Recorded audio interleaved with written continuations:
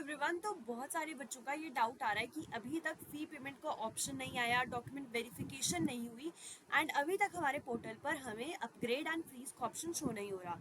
तो सबसे पहले तो अपने पोर्टल पर जाकर चेक करो कि तुमने एक्सेप्ट का ऑप्शन क्लिक करा है कि नहीं करा है, क्योंकि अगर तुमने नहीं करा है ना तो आज लास्ट डेट है, कर लो जाकर।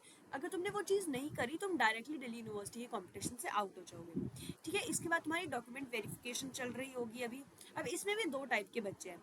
पहली कैटेगरी तो ऐसे बच्चों की जिनकी पूरी डॉक्यूमेंट वेरिफिकेशन हो चुकी है एंड उन्हें आ चुका है फी पेमेंट का ऑप्शन। ठीक है, इसके बाद तुम्हें यहाँ पर भी गलती नहीं करनी, तुम्हें फीस पे करनी है अपने एलोकेटेड कॉलेज की एंड देन तुम्हारे पास शो होगा अपग्रेड एंड फ्रीज का ऑप्शन। अब तुम्हारे को जो अच्छा लग रहा है कि तुम्हें अपग्रेड करना है, फ्रीज करना है, वो तुम अपने अकॉर्डिंग देखना है। इसमें कोई कुछ नहीं बता सकता तुम्हारे इंटरेस्ट, क्योंकि वो तुम्हारा इंटरेस्ट है कि तुम्हें कौन से कोर्स में इंटरेस्ट है, कौन से कोर्स में नहीं इंटरेस्ट है। ठीक है, अब दूसरी कैटेगरी के बच्चे ऐसे हैं जिनको शो हो रहा पेंडिंग डॉक्यूमेंट वेरिफिकेशन।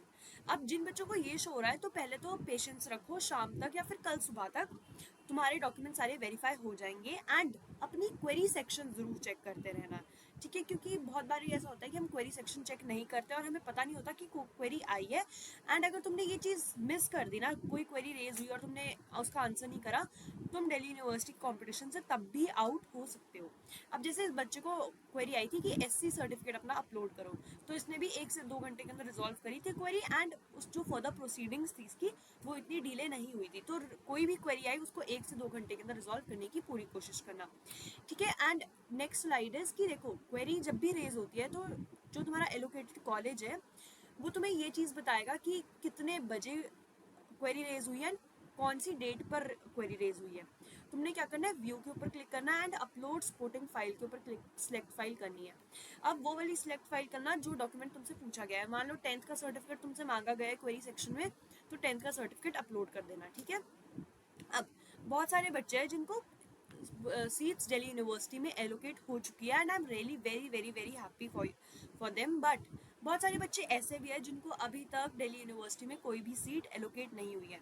तो देखो टेंस मत हो, डिप्रेस्ड मत हो। आई नो बुरा लगता है, तुम्हारे दोस्त होंगे जिनको कॉलेज अलॉट हो गया होगा बट तुम्हें नहीं होगा। मुझे सारी चीज़ें पता है कि मैं भी इस प्रोसेस से गई थी। देखो टेंस्ड होने की ज़रूरत नहीं है, मैं यही बोल सकती हूँ। बट आई नो तुम लोग अभी भी टेंस्ड हो गए, डिप्रेस्ड हो गए, कोई बात नहीं। बट तुम्हारे पास 22 अगस्त को वेकेंट सीट मैट्रिक्स निकलेगी। ठीक है, अब मान लो मैं बीकॉम ऑनर्स टारगेट कर रही हूँ। ठीक है, अब वेकेंट सीट मैट्रिक्स में मुझे ये पता चलेगा कि एसआरसीसी में बीकॉम ऑनर्स में कितनी सीटें खाली रही है। अब कोई बच्चा जनरल कैटेगरी का है तो उधर जनरल कैटेगरी की सारी वेकेंट सीट शो होंगी, एससी कैटेगरी का है तो वो सीट्स शो होंगी एंड एसटी कैटेगरी का है तो वो भी सीट्स वेकेंट सीट मैट्रिक्स में शो होंगी। ठीक है, इसके बाद तुम्हारे पास आएगा प्रेफरेंस रीऑर्डर करने का ऑप्शन। अब तुम सारी अपनी प्रेफरेंसेस शफल कर सकते हो। मान लो मुझे कोई कॉलेज एलोकेट ही नहीं हुआ अभी तक, तो मेरी जितनी भी प्रेफरेंसेस है ना मैं उन्हें फिर से रीऑर्डर कर सकती हूँ।